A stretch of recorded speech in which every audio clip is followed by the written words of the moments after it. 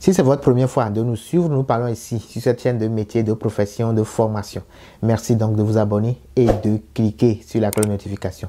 Comme vous le comprenez, vous abonner ne vous coûte rien, mais cela nous fait extrêmement plaisir. Vous voulez reprendre les études, vous vous demandez, est-ce que j'ai les aptitudes qui vont avec?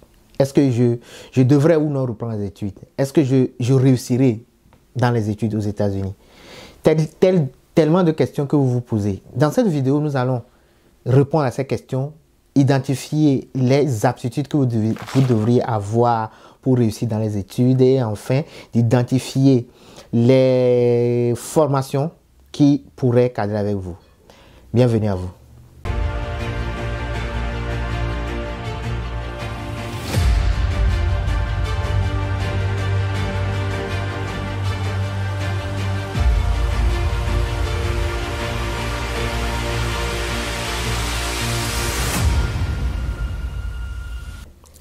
Les études aux États-Unis, nous avions déjà enregistré une vidéo qui expliquait le fait de reprendre ou non les études, quels sont les atouts, les avantages, les inconvénients de reprendre ou non les études. Nous allons laisser le lien dans le descriptif également de cette vidéo pour que vous puissiez aller la regarder. La vidéo d'aujourd'hui a pour objectif de motiver tous ceux qui ont déjà la décision de reprendre les études, mais ils doutent sur la capacité qu'ils ont, qui devraient ou non répondre à des obligations dans les études. Pourquoi plusieurs décident de reprendre les études? Première, c'est parce qu'ils sont en train de voir que le travail qu'ils font actuellement est trop difficile et qu'ils ne pouvaient pas continuer dans cette logique jusqu'à un moment donné. Alors, ils se demandent si en faisant une formation, que ce soit un certificat ou bien un diplôme, ça ne devrait pas leur permettre de trouver un travail plus simple que le travail qu'ils font actuellement, mais rémunéré à la même juste valeur que ce qu'ils sont en train de faire actuellement. Second cas de figure, c'est que vous décidez de faire une formation parce que vous voulez gagner plus d'argent, vous voulez changer de métier et que vous soyez mieux payé que ce que vous faites actuellement comme travail. Voilà les deux cas de figure dans lesquels vous décidez de reprendre les études.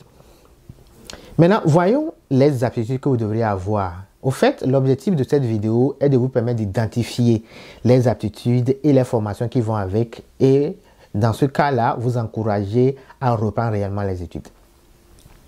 Quelles sont les aptitudes que vous devez identifier? Au fait, étudier oblige à ce que vous utilisez l'outil informatique. Donc, quand vous avez une certaine connaissance, compréhension, une certaine utilisation de l'outil informatique, vous êtes apte à reprendre les études. Voilà la première des conditions d'aptitude pour reprendre les études.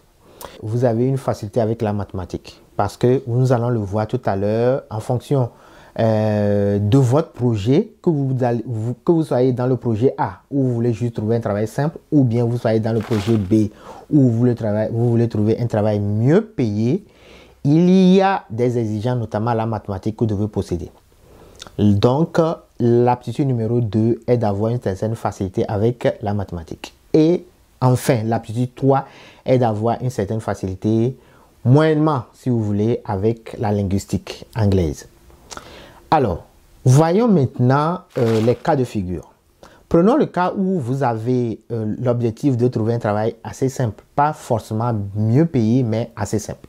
Dans ce cas, il serait intéressant d'aller faire un certificat. Pour le certificat, dans le but de trouver un travail assez simple, vous n'avez pas besoin d'une grande connaissance mathématique et également d'une grande facilité linguistique. Il vous faudra juste avoir l'envie et également maîtriser moyennement l'outil informatique pour pouvoir faire les devoirs de maison, notamment maîtriser Word, Excel, PowerPoint, ces genres de choses, ces genres d'applications qui seront utilisées au cours de votre formation. Donc, vous pouvez toutefois faire des formations assez simples et là, vous décrochez votre certificat ou bien votre diplôme. Le certificat, c'est moins d'un an, quelques mois, un mois, 2 mois, 3 mois, 6 mois de formation. Vous avez votre certificat et vous commencez par travailler. Vous trouvez un travail assez simple. Le deuxième cas de figure, vous avez envie de trouver un travail mieux payé, mieux rémunéré. Dans ce cas-là, vous devez avoir des aptitudes bien définies, notamment la maîtrise mathématique. Alors, pourquoi disons-nous cela? Parce que pour avoir un travail assez bien payé, il va falloir peut-être se retrouver dans un domaine technique. Quels sont les domaines techniques qui vont vous faire gagner plus d'argent? Par exemple, nous avons l'automobile, le domaine de l'automobile, donc être technicien en automobile, l'aviation, la construction, la maintenance industrielle, la manufacture et l'informatique. Donc voilà quelques domaines techniques qui vont vous faire gagner plus d'argent. Quand vous avez un certificat ou un diplôme dans ce domaine, vous avez tendance à trouver un travail mieux rémunéré qu'un travail sans diplôme. Maintenant, pour ces formations techniques assez pointues, il y a l'exigence de posséder la mathématique, parce que pour maîtriser ces domaines-là, il y a des calculs mathématiques, des formules à utiliser, des outils à utiliser avec une certaine mesure donnée. Et dans la formation, vous devez valider des matières qui ont pour base la mathématique. Donc, quand vous avez la mathématique dans votre logique et que c'est plus simple pour vous de faire la mathématique, c'est pas trop compliqué, vous avez fait une série scientifique et vous avez les deux autres capacités, les deux autres aptitudes, c'est presque une obligation pour vous de reprendre les études. Et par surcroît, si vous êtes jeune, relativement jeune, vous devez reprendre les études. Parce que si vous ne le faites pas, c'est un gâchis.